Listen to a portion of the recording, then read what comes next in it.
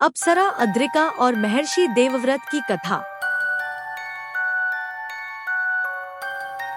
स्वर्गलोक कहिए या इंद्रलोक एक ऐसा लोक जिसे सब पाने के लिए लालायित रहते हैं। कहते हैं कि यहाँ अमृत की बूंदें बरसती है, जिससे यहाँ रहने वाली सभी आत्माओं और परमात्माओं को किसी भी प्रकार के दुख का सामना नहीं करना पड़ता। इसलिए सब स्वर्गलोक में निवास करना चाहते हैं। कितने ही मानव अपने पुण्य कर्मों से स्वर्ग में निवास करते हैं, परंतु दानव पुण्य कर्म नहीं करते तो वे बल पूर्वक स्वर्गलोक पर कई बार अपना अधिकार जमा चुके हैं। इन घटनाओं ने देवलोक के राजा कहे जाने वाले इंद्र को बहुत ही सचेत कर दिया है। अब वे सारे लोकों के जीवों पर अपनी दृष्टि जमाए रहते हैं। इंद्र देखते हैं कि धरती पर महर्षि देवव्रत कठोर तपस्या कर रहे हैं। उनका तप इतना कठोर है कि ब्रह्मांड की शक्तियां उनकी ओर आकर्षित हो रही है। इंद्र सोचते हैं कि महर्षि देवव्रत यदि इसी प्रकार तपस्या करते रहे तो वे इतने शक्तिशाली हो जाएंगे कि वे स्वर्ग पर भी अधिकार कर सकते हैं। तब वे स्वर्ग की एक अत्यंत सुंदर अप्सरा अद्रिका को महर्षि देवव्रत की तपस्या भंग करने के लिए भेजते हैं। अद्रिका धरती पर आ जाती है और वह उस नदी में जल क्रीड़ाएं करने लगती है, जिस नदी के किनारे महर्षि देवव्रत रोज स्नान करने आते थे। जब महर्षि देवव्रत सुबह स्नान के लिए आए तो उन्होंने एक अत्यंत सुंदर और मोहित करने वाली स्त्री को स्नान करते देखा तो वे अनायास ही उसकी ओर आकर्षित होने लगे। परंतु कुछ ही क्षणों में वे मोहित होने के मोहजाल से बाहर आ जाते हैं और अपनी योग विद्या से उस स्त्री के विषय में जानने की कोशिश करते हैं। और वे कुछ ही पलों में जान लेते हैं कि यह स्वर्गलोक के राजा इंद्र का जाल है, तो वह उससे वहां से जाने की प्रार्थना करते हैं। परंतु अद्रिका उन्हें आकर्षित करने के लिए बार बार अनेक तरह से क्रीड़ाएं कर रही है। तब देवव्रत को क्रोध आ जाता है और वे उसे मछली बनने का श्राप दे देते हैं और अद्रिका शापवश मछली बन जाती है। मछली रूप पाकर अद्रिका रोने लगती है और दुखी मन से कहती है कि वह तो अपने राजा इंद्र की आज्ञा का पालन कर रही थी और उन्होंने उसे इतना कठोर दंड दे दिया। तब देवव्रत को अद्रिका पर दया आ जाती है और वे अद्रिका से कहते हैं कि तुम्हारा धरती पर आना व्यर्थ नहीं जाएगा। तुम राजा उत्पल की संतानों का पोषण करोगी और राजा उत्पल की संतानों के दुनिया में आते ही तुम मेरे श्राप से मुक्त होकर देवलोक चली जाओगी। अद्रिका का नया जीवन, नई सीख। अद्रिका को नदी में जीवन बिताने की आदत नहीं थी, फिर भी उन्होंने परिस्थिति को स्वीकार किया।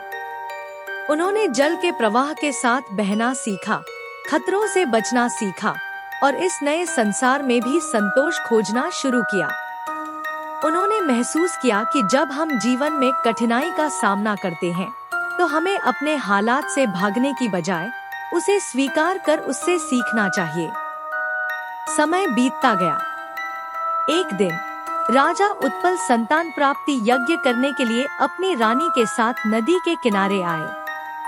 उन्होंने राजऋषियों और महर्षियों के साथ संतान प्राप्ति यज्ञ किया। जब यज्ञ समाप्त हुआ तो उन्होंने रानी को संतान प्राप्ति के लिए यज्ञ का प्रसाद दिया। रानी ने प्रसाद ले सभी ऋषियों को प्रणाम किया। वे प्रसाद खाने ही वाली थी कि उनकी नजर नदी के जल में गई। उन्होंने देखा कि स्वर्ण आभा लिए एक बड़ी मछली उनके आसपास जल क्रीड़ा कर रही है। उससे स्वर्ण किरणें फूट रही थी। रानी ने संतानोत्पत्ति प्रसाद से कुछ भाग मछली को खिला दिया। परिणाम यह हुआ कि राजा उत्पल की संतानें मछली के गर्भ में पलने लगी। कुछ समय बाद मछुआरों ने एक स्वर्ण आभा वाली मछली पकड़ी।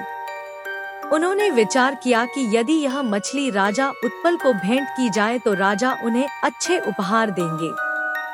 यही सोचकर वे उसे राजा के पास लेकर जाते हैं। राजा उत्पल मछली को देखकर आश्चर्यचकित हो जाते हैं। उन्हें याद आता है कि यह वही मछली है जिसे रानी ने संतानोत्पत्ति का प्रसाद खिला दिया था।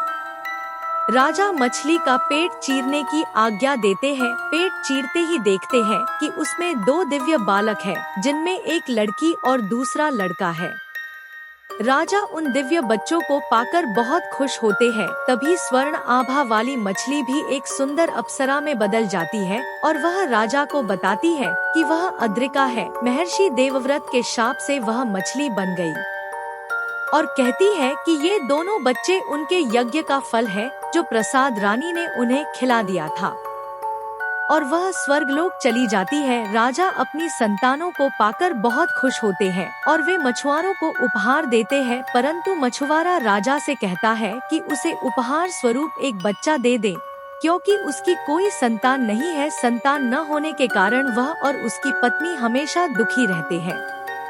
संतान न होने के दुख से राजा अच्छे से परिचित था, इसलिए वह बच्चों में से लड़की को बहुमूल्य उपहारों के साथ मछुआरे को दे देते हैं। आगे चलकर अद्रिका की संतान महान राजा मत्स्यराज बने, जिनका योगदान भारतीय इतिहास में अमूल्य है, और मछुआरे की पुत्री मत्स्यगंधा या सत्यवती बनी, जिसने महर्षि पराशर के मिलन से महाभारत रचयिता वेदव्यास को जन्म दिया और योजन गंधा के रूप में प्रसिद्ध हुई और हस्तिनापुर के राजा शांतनु से विवाह कर हस्तिनपुर की महारानी बनी। शिक्षा। अद्रिका की कहानी हमें सिखाती है कि जीवन में कितनी भी मुश्किलें आए, हमें हार नहीं माननी चाहिए। हर कठिन समय के बाद एक नया सूर्योदय होता है। जब तक हम धैर्य और साहस रखते हैं, तब तक जीवन हमें नई ऊंचाइयों तक पहुंचने का मौका देता है।